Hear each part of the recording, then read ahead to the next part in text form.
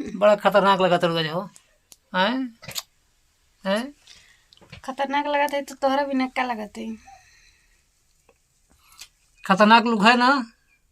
देखिए मेरी पसंद का साड़ी है और कितना लुक खतरनाक लग रहा है। ये मैं मंगाई हूँ, मेरे पसंद का साड़ी है। मैं मंगाई हूँ।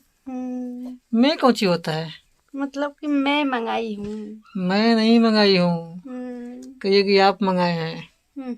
एगो कभी खरीदने वाला इंसान नहीं है हमको। अच्छा अच्छा अच्छा अच्छा, किसका खरीदारी से तुम पहनती है भाई हैं? ये कौन तुमको देता है खरीद कर हैं? बोलो कैसा लग रहा है दोस्तों मेरा इतना न्यू साड़ी? इतना स्मार्ट तो अपना मतलब नैहरों में नहीं लगी होगी। हाँ, लेकिन ससुराल में स्मार्ट लग रही है।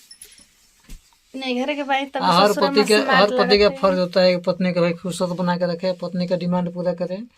अब देखिए इनका ऑनलाइन साड़ी मंगाया हुआ है। ऑनलाइन साड़ी है मगर बहुत अच्छे है। अच्छा है।